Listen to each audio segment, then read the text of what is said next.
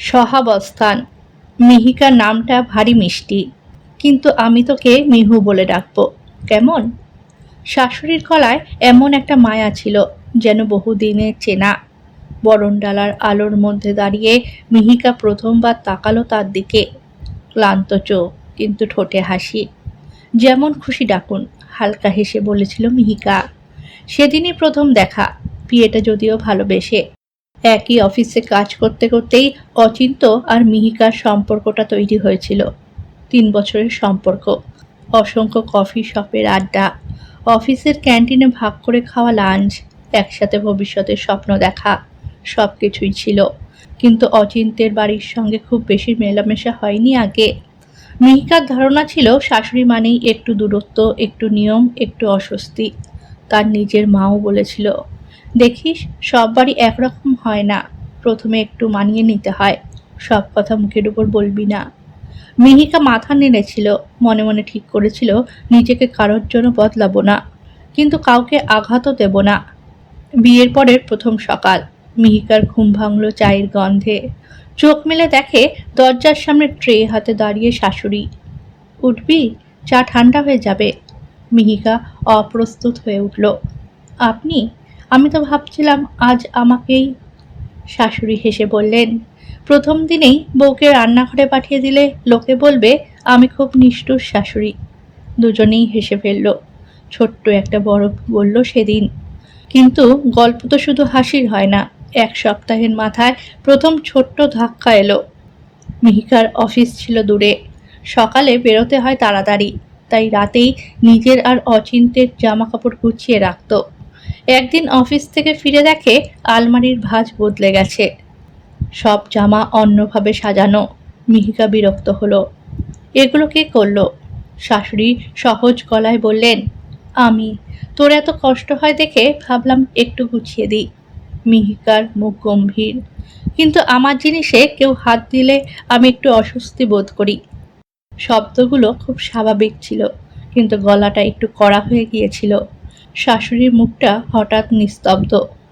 ও ঠিক আছে, আর করব না। সেদিন রাতের খাবারের টেবিলে অদ্ভুত নীরবতা।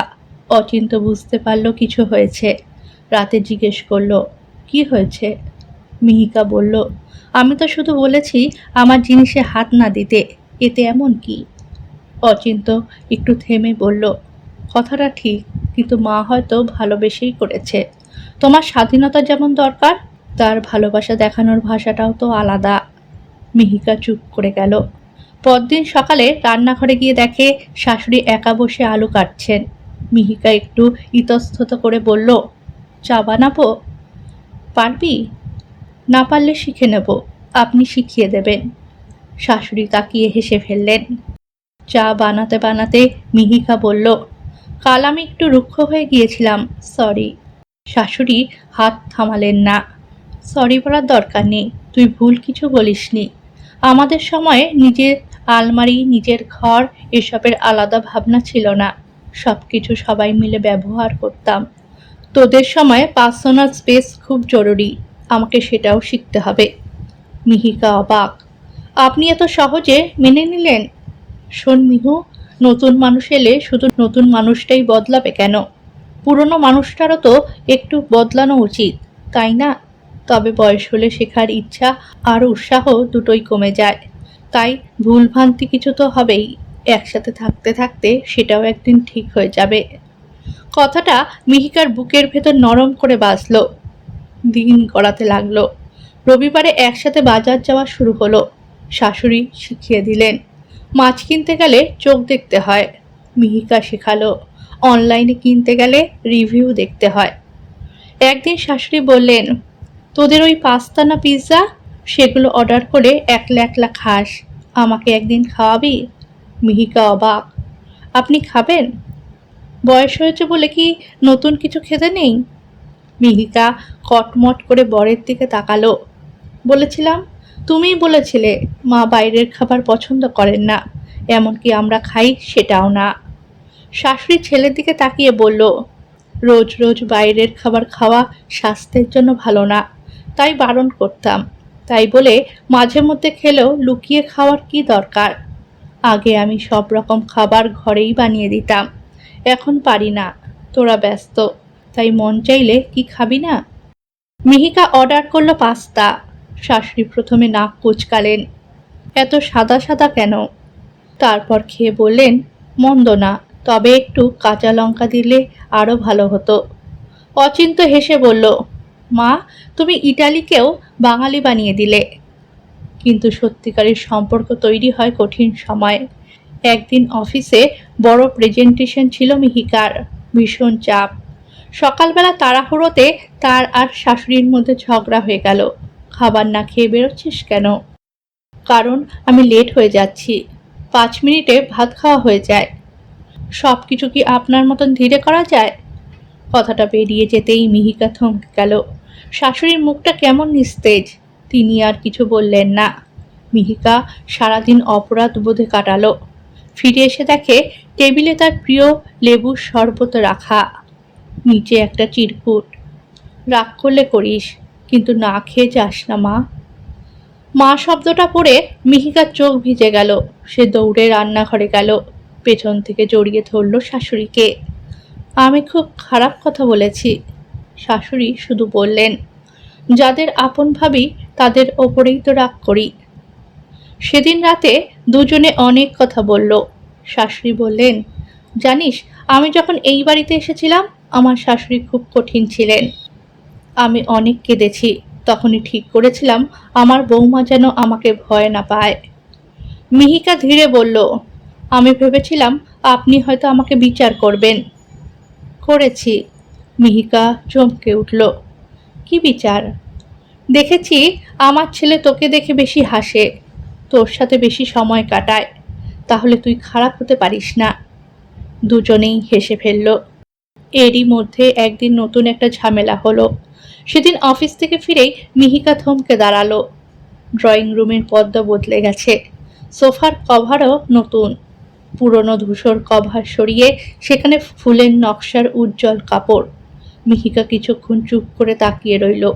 তারপর রান্নাঘরে গিয়ে বলল, মা, এগুলো আপনি বদলেছেন? শাশুড়ি খুশি গলায় বললেন, হ্যাঁ। কেমন হয়েছে বলতো? ঘরটা কেমন প্রাণ ফিরে পেল না? মিহিকার মুখে হাসি এলো না। কিন্তু আমাকে একবার জিজ্ঞেস করা যেত না? শাশুড়ি একটু থমকালেন। জিজ্ঞেস? কেন? কারণ এটা আমারও বাড়ি, আমি কি চাই সেটাও তো গুরুত্বপূর্ণ। শাশুড়ির গলায় এবার অভিমান। তাহলে কি এই বাড়িতে আমার কিছু সিদ্ধান্ত নেওয়ার অধিকার নেই? মিহিকার গলাও একটু উঁচু হয়ে গেল। সবকিছু কি শুধু আপনার পছন্দে চলবে? নিজের বাড়িতে নিজের মতো একটা পর্দা, একটা সোফার কভার পছন্দ করারও অধিকার থাকবে না আমার?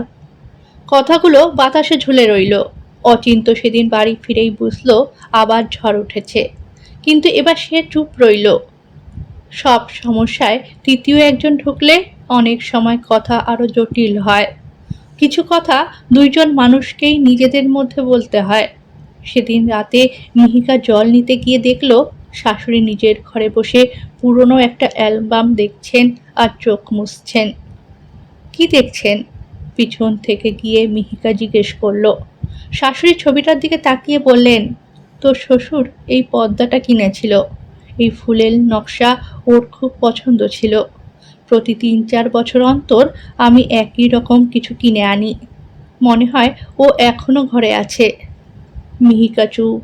হঠাৎ তার নিজের রাগটা একটু ছোট লাগতে শুরু করলো। সে ধীরে বলল, আমি জানতাম না। শাশুড়ি মৃদু হেসে বললেন, তুই জানবি কি করে? তুই তো নতুন। আর আমি ভুলে যাই তুইও এই বাড়িতে নিজের ছাপ রাখতে চাস। শুধু আমার স্মৃতি দিয়ে তো আর সংসার চলে না। মিহিকা এগিয়ে এসে পাশে বসলো। আমিও ভুল করেছি। আমি ভাবছিলাম আপনি শুধু নিজের মত চাপিয়ে দিচ্ছেন। ভাবিনি এর পিছনে একটা মানুষ লুকিয়ে আছে, একটা স্মৃতি। পরদিন দুজনে একসাথে বাজারে গেল নতুন পর্দা কিনতে। দোকানদার জিজ্ঞেস করলো, কি রং দেখাবো? মিহিকা বলল, আমি হালকা ধূসর চাই। শাশুড়ি বললেন, আমি একটু ফুলেল চাই। দুজনেই একে অপরের দিকে তাকিয়ে হেসে ফেলল। শেষে তারা কিনল ধূসর রঙের উপর ছোট ছোট ফুলের নকশা। বাড়ি ফিরে অচিন্ত দেখে বলল, বাহ, দুজনের কম্প্রোমাইজ। শাশুড়ি সঙ্গে সঙ্গে বললেন, না, এটা কম্প্রোমাইজ নয়। মিহিকা হেসে যোগ করল, এটা সহাবস্থান। দুজনের পছন্দ একটু একটু মিশে ঘরটা সেদিন যেন আরো সুন্দর হয়ে উঠল। কারণ একটা বাড়ি শুধু ইট সিমেন্টে নয়, সেখানে পুরনো স্মৃতি আর নতুন স্বপ্ন দুটোকেই জায়গা দিতে হয়। কয়েক মাস পর মিহিকার মা বেড়াতে এলেন। দেখলেন রান্নাঘরের শাশুড়ি আর মিহিকা একসাথে কাজ করছে। একজন ডাল নাড়ছে, আরেকজন ফোনে ইউটিউব দেখে নতুন রেসিপি শেখাচ্ছে। মাঝে মাঝে ঝগড়াও হচ্ছে, এত নুন দিয়েছিস কেন, আপনিই তো বললেন। তারপর আবার হাসি। মিহিকার মা মৃদু হেসে বললেন, ভালো আছিস তো? মিহিকা তাকিয়ে বলল, খুব। কারণ এখানে আমাকে বদলাতে হয়নি, আমাকে ওরা একটু বুঝেছে, আমিও ওদের একটু বুঝেছি। শাশুড়ি দূর থেকে বললেন, সম্পর্কে ভালোবাসা লাগে ঠিকই, কিন্তু তার চেয়েও বেশি লাগে বোঝাপড়া। মিহিকার মা হেসে বলল, নিজের মেয়ে হলেও কি বলবো দিদি, আমার কিন্তু মনে মনে ভয় ছিল। আজকালকার মেয়েরা তো শ্বশুর বাড়িতে থাকতে চায় না, আলাদা থাকলেই শান্তি। মিহিকা উত্তর দেওয়ার আগেই শাশুড়ি বললেন, শান্তি আলাদা থাকলে আসে না, শান্তি আসে বড় মন হলে। একসাথে থাকলে মতের অমিল হবেই, কিন্তু সম্পর্ক মানে তো জেতা নয়, একটু হারাও, একটু মানাও। কথাবার্তা না থাকলে বুঝবো কি করে কে কি চাই? তাই ওটাও খুবই গুরুত্বপূর্ণ। মিহিকার মা মেয়েকে আদর করে মৃদু গলায় বললেন, সম্পর্ক কেউ দেয় না, সম্পর্ক বানাতে হয় প্রতিদিন, একটু একটু করে। তুই সেটা পারবি, সেই বিশ্বাসটা আজ পাকা হলো। মিহিকা তাকিয়ে রইল, তারপর হেসে বলল, সব মাগুলো এক, সব সংসার নিখুঁত হয় না। আজও কখনো মিহিকা দেরি করে বাড়ি ফেরে, শাশুড়ি বকেন। আজও শাশুড়ি কখনো মিহিকার ঘর গুছিয়ে দেন, মিহিকা মুখ বাঁকায়। কিন্তু এখন দুজনেই জানে, রাগের নিচে অভিমান আছে, অভিমানের নিচে ভালোবাসা আছে। আর ভালোবাসা মানে সব সময় একরকম হওয়া নয়, ভালোবাসা মানে ভিন্ন হয়েও পাশাপাশি থাকা। আজকের সময় যখন সবাই বলে আলাদা থাকলেই ভালো, হয়তো সত্যি অনেক ক্ষেত্রে সেটাই প্রয়োজন। কিন্তু যদি দুপক্ষের কেউ একজন একটু কম যেতে, আরেকজন একটু বেশি বোঝে, তাহলে একই ছাদের নিচেও দুই প্রজন্ম খুব সুন্দর করে বাঁচতে পারে। কারণ সংসার শুধু একসাথে থাকার নাম নয়, সংসার হলো একটু মানিয়ে নেওয়ার গল্প।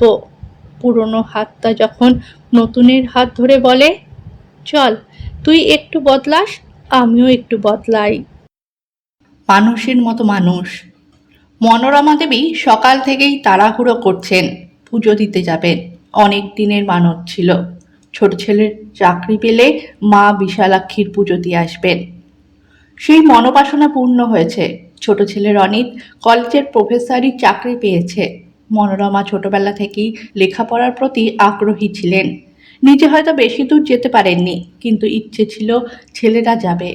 বড় ছেলে বাবার মতোই ব্যবসায় যোগ দিয়েছে। ছোট ছেলেটি তার মনের মতো হয়েছে, তার কথা শোনে, বোঝে। মনোরমার স্বামী বিপুলবাবু বড় ব্যবসায়ী, গাড়ির শোরুম আছে, পেট্রোল পাম্প আছে, উচ্চবিত্ত পরিবার, কোনো কিছুর অভাব নেই। বিপুলবাবুর ভাই সমরবাবু একই ব্যবসায় আছেন, তার একটি মেয়ে। মনোরমার বড় ছেলে বিবাহিত, তার একটি ছোট্ট ছেলে কোকো। বড় ছেলের বউ অলকার একটি বুটিক আছে। সংসারের দেখাশোনা মনোরমা আর সমরবাবুর স্ত্রী কবিতা মিলে করেন। সেদিন মনোরমা তৈরি হয়ে কবিতাকে ডাকলেন, তাড়াতাড়ি নিচে আয়, দেরি হয়ে যাচ্ছে, অঞ্জলি দিতে পারবো না বলে গাড়িতে গিয়ে বসলেন। কবিতাও এলো। বিপুলবাবু আগে থেকেই বসেছিলেন, ব্যস্ত মানুষ, কোনো রকমের স্ত্রীর কথা রাখতে যাচ্ছেন। বিশালাক্ষীর মন্দির তাদের বাড়ি থেকে বেশ দূরে, 24 পরগনার একটি গ্রামে। মনোরমা একবার শীতকালে বেড়াতে এসে মা বিশালাক্ষীকে মানত করে গিয়েছিলেন। পুজো দিয়ে ফেরার সময় দুপুর হয়ে গেল, বৈশাখের দুপুর, চারদিক খা খা করছে। রোদের তাপে মাটি ফেটে যাচ্ছে। হঠাৎ উল্টো দিক থেকে একটি মেয়ে, বয়স 18-19 হবে, দৌড়াতে দৌড়াতে তাদের গাড়ির সামনে এসে পড়ল। ড্রাইভার জোরে ব্রেক কষলেও মেয়েটি গাড়িতে ধাক্কা খেয়ে অজ্ঞান হয়ে গেল। তারা সঙ্গে সঙ্গে গাড়ি থেকে নেমে মেয়েটির মুখে জল দিলেন, কিন্তু জ্ঞান নেই। এতক্ষণ রাস্তায় কোনো লোক ছিল না, অথচ এই ঘটনা ঘটতেই চারদিক থেকে লোক চলে এলো। কবিতা মনে মনে ভাবলো, এত লোক ছিল কোথায়? মেয়েটিকে কেউ চিনতে পারল না। সবাই বলল, এ গ্রামের মেয়ে নয়, হাসপাতালে নিয়ে যান। গ্রামের স্বাস্থ্যকেন্দ্রে নিয়ে গেলে তারা জানিয়ে দিল কলকাতার হাসপাতালে নিয়ে যেতে হবে। ভয় পেয়ে গেলেন তারা, বাঁচবে তো? শেষমেশ কলকাতায় এনে হাসপাতালে ভর্তি করা হলো। দিন 5 পর মেয়েটি সুস্থ হতে শুরু করলো। দিন 15-র মধ্যে সম্পূর্ণ সুস্থ। অ্যাক্সিডেন্টের কেস বলে হাসপাতাল থেকে পুলিশে খবর দেওয়া হয়েছিল। পুলিশ এসে নাম, ঠিকানা, মায়ের নাম, বাবার নাম জিজ্ঞেস করলে মেয়েটি বলল কিছু মনে করতে পারছে না।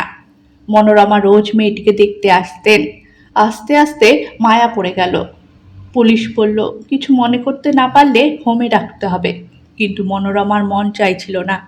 মনে হচ্ছিল বাড়িতে নিয়ে যাওয়াই ভালো, কিন্তু বিপুল রাজি হবেন? মনোরমা জানেন উনি রক্ষণশীল মানুষ, বড় ছেলেও আরো বেশি। তবু একবার বলে দেখি, ভাবলেন মনোরমা। রাতে খাবার সময় কথাটা বললেন। সবাই রে রে করে উঠল। চেনা নেই, জানা নেই, কাউকে বাড়িতে আনা যায়? যদি চুরি করে? মনোরমা বললেন, দেখ, ও তো কিছুই মনে করতে পারছে না, চুরি করবে কি করে? বড় ছেলে বলল, তুমি জানো না মা, এখন অনেক রকম কায়দা আছে। মনোরমা একটু রাগ দেখিয়ে উঠে গেলেন। রাতে বিপুলবাবু ঘরে এসে বললেন, খারাপ লেগেছে? মনোরমা উত্তর দিলেন না। বিপুলবাবু বললেন, ঠিক আছে, 2 দিন এনে দেখো, তারপর না হলে পুলিশের হাতে দিয়ে দিও। মনোরমা খুশি হলেন, জানতেন বিপুল রাজি হবেন, কারণ মনোরমা বিশেষ কিছু কোনোদিন চাননি, কিন্তু যা চেয়েছেন বিপুল না করেননি। 2 দিন পর মনোরমা আর বিপুলবাবু মেয়েটিকে বাড়ি নিয়ে এলেন। যথারীতি কেউ দেখতে এলো না, শুধু কবিতা এলো। ও বদ্দি যা করেন সেটাই ঠিক মনে করে। 2 জায়ের এই সম্পর্ক এই যুগে বিরল। মনোরমা কবিতাকে কন্যা স্নেহেই দেখেছেন সব সময়। সবাই কাজে বেরিয়ে গেলে কবিতা মেয়েটির কাছে গেল, নাম জিজ্ঞেস করতে বলল, মনে নেই। মনোরমা নাম রাখলেন অনামিকা। কোকো জিজ্ঞেস করলো, অনামিকার মানে কি দিদি ভাই? মনোরমা হেসে বললেন, যার নাম নেই সে অনামিকা। কবিতা বলল, আমি অত বড় নাম বলতে পারবো না, আমি ওকে লক্ষ্মী বলবো। বিশালাক্ষীর মন্দির থেকে আসার সময় পেয়েছি, তাই ও লক্ষ্মী। লক্ষ্মী বাড়িতে টুকটাক কাজ করতে শুরু করলো। আস্তে আস্তে কোকো আর কবিতার মেয়ে বৃষ্টির খুব বন্ধু হয়ে গেল। ওরা সব সময় লক্ষ্মীর সাথে থাকে, খেলা করে, লক্ষ্মী ওদের দেখাশোনা করে। বৃষ্টি প্রায় লক্ষ্মীর কাছাকাছি বয়সের। একদিন বৃষ্টি বলল, তুই লেখাপড়া করিস না কেন? লক্ষ্মীর মনটা হঠাৎ অন্যরকম হয়ে গেল। কি ভাবছিস, পড়বি? কি করে করব? আমায় কে পড়াবে? কেন? আমি পড়াবো। আমি যা পড়েছি, যা শিখেছি, তোকে তাই শেখাবো। লক্ষ্মী হেসে বলল, আচ্ছা এখন তো স্কুলে যাও, পরে দেখব। ওরা স্কুলে চলে গেলে লক্ষ্মী একা বসে রইল। মনে পড়ছে লেখাপড়ার কথা। লেখাপড়া করার খুব ইচ্ছে ছিল, কিন্তু হলো না। শুধু একটু সম্মান নিয়ে বাঁচবে বলে সবাইকে মিথ্যে বলেছে। আসলে তার সব মনে আছে, সে কোথাকার মেয়ে, কিভাবে এখানে এলো, সব। সে যেখানে জন্মেছে সেখানকার কথা শুনলে এ বাড়ির লোকেরা তাকে তাড়িয়ে দেবে, সে কথা কখনো মুখে আনা যাবে না। লক্ষ্মীর আসল নাম পাখি। লেখাপড়া চলছিল, তার মা সেটা চালু রেখেছিলেন, কিন্তু সেখানে কোনো মেয়ে বেশি দিন একা লেখাপড়া করতে পারে না। ইচ্ছে না থাকলেও জোর করে ব্যবসায় নামিয়ে দেওয়া হয়। পাখির বয়স বাড়তেই দালাল রঘুর চোখ পড়ল। একদিন রঘু এসে তার মাকে বলল, এবার তোর মেয়েকে নামিয়ে দে। মা বললেন, ওকে ছেড়ে দাও দাদা, লেখাপড়া করতে ভালোবাসে, ওর মতো করে থাকুক। রঘু হাসলো, বলল, এখানকার মেয়েদের লেখাপড়া হয় না, লেখাপড়া করে কি করবে? যার বাপের কথা কেউ জানে না, তাকে কেউ চাকরি দেবে না, কেউ বিয়ে করবে না। তবুও মা অনেক দিন আটকে রেখেছিলেন, কিন্তু রঘু যাকে নামাবে বলে ঠিক করে তাকে আর কেউ বাঁচাতে পারে না। একদিন কিছু লোক নিয়ে এসে সে হাজির হলো, মাকে ঘর থেকে টেনে বার করে দিল। পাখি তখন ঘরের কোণে ভগবানকে ডাকছে, ঠাকুর রাস্তা দেখাও। আমি এদের হাত থেকে মুক্তি পেতে চাই। এই লাইনে আমি যাব না। আমি লেখাপড়া করব, সম্মান নিয়ে বাঁচব। বলতে বলতে মনে পড়ল তাদের ঘরের পেছনের দরজা দিয়ে পাশের রানুদের ঘরে যাওয়া যায়। সে সেই পথ দিয়ে বেরিয়ে দৌড়াতে শুরু করলো। রঘু বুঝতে পেরে পিছু ধাওয়া করলো। একটা বাস পেয়ে পাখি উঠে পড়ল, কিন্তু ভাড়া না দিতে পারায় কন্ডাক্টর কিছু দূর গিয়েই নামিয়ে দিল। পেছনে তাকিয়ে দেখলো রঘু বাইক নিয়ে আসছে। সে আবার দৌড়াতে শুরু করলো। দৌড়াতে দৌড়াতে মনোরমাদের গাড়ির সামনে পড়ে গেল। তারপরের ঘটনা সবার জানা, কিন্তু পাখি ইচ্ছে করেই এসব কথা কাউকে বলেনি। জানে জন্ম পরিচয় শুনলে কেউ তাকে থাকতে দেবে না।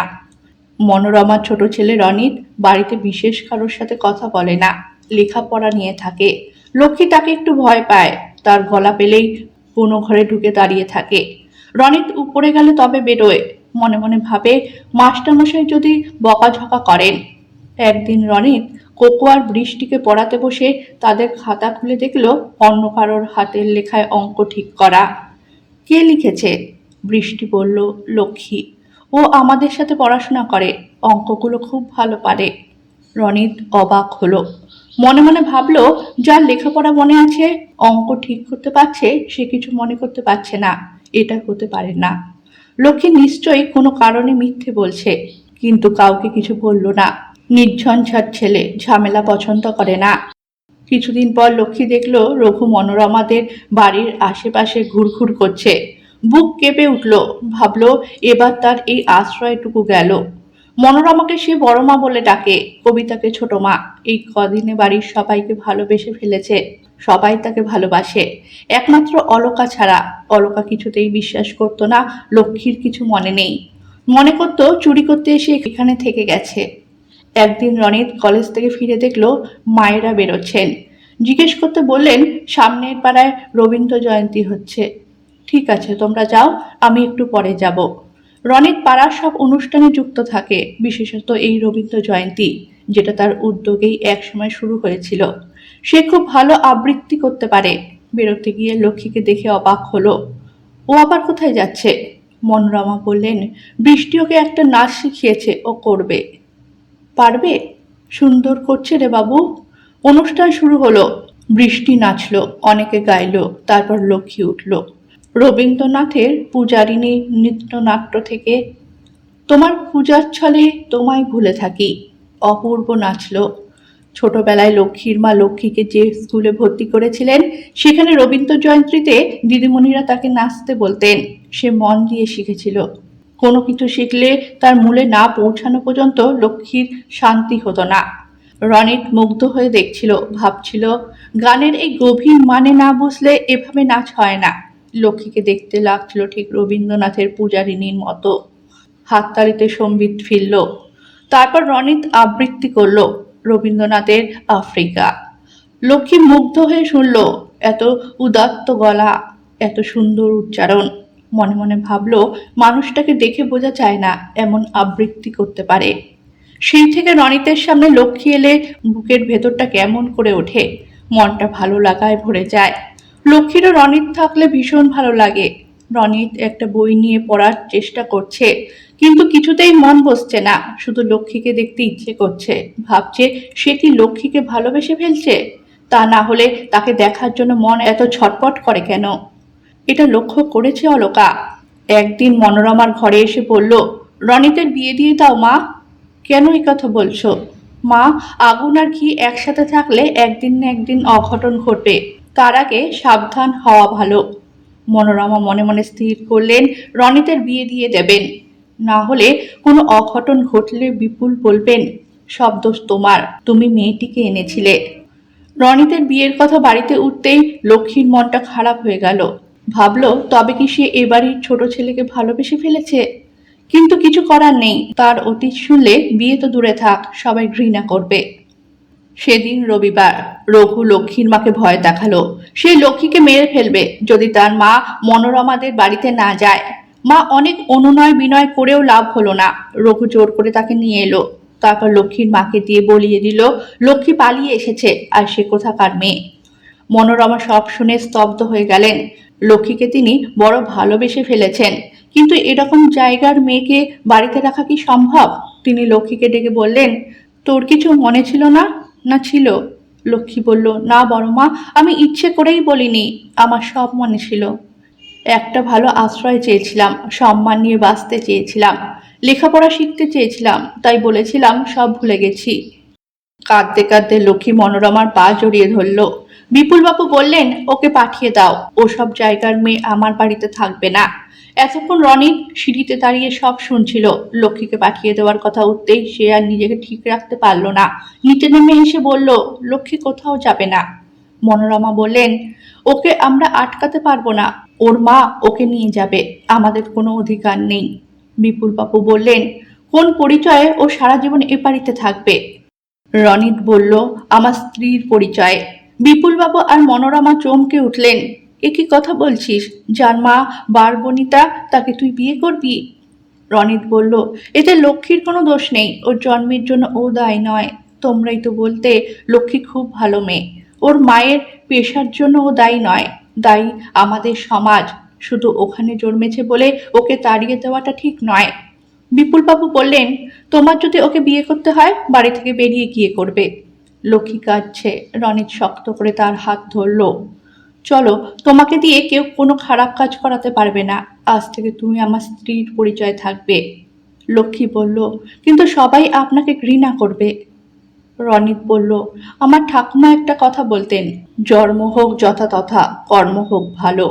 মা বাবা হয়তো সে কথা ভুলে গেছেন, আমি ভুলিনি। আমি কিছুতেই একটা নির্দোষ মেয়েকে ওই পাকের মধ্যে ঠেলে দিতে পারি না। তারপর লক্ষ্মীর হাত ধরে বেরিয়ে গেল। ঘরের এক কোণে লক্ষ্মীর মা ভগবানের দিকে হাত জোর করে বললেন, ঠাকুর, তুমি আমার মেয়েটাকে এত ভালো একটা মানুষ দিলে, এটা আমি ভাবতেও পারিনি। অলকা বলতে লাগলো, আমি অনেকদিন থেকেই বলেছিলাম ওকে পাঠিয়ে দিন, সর্বনাশটা হয়েই গেল। বিপুলবাবু চুপ করে চেয়ারে বসে পড়লেন। ভাবছেন, এত ভালো ছেলেকে নিয়ে এত গর্ব করেছিলেন, এখন সকলকে কি কৈফিয়ত দেবেন। কবিতা, বৃষ্টি, কোকো সবার মনে আনন্দ, রনিত লক্ষ্মীকে বাঁচিয়ে নিয়ে গেছে। আর মনোরমা ওদের চলে যাওয়ার দিকে তাকিয়ে রইলেন। মনে মনে ভাবলেন, সত্যি ছোট ছেলেটাকে মানুষের মতন মানুষ করতে পেরেছি। মুখে বলতে পারবেন না, কিন্তু প্রাণ ভরে আশীর্বাদ করলেন। ঠাকুরকে বললেন, ওদের ভালো রেখো ঠাকুর, লক্ষ্মী বড় ভালো মেয়ে, ও সুখী হলেই আমার বাবুও সুখী হবে।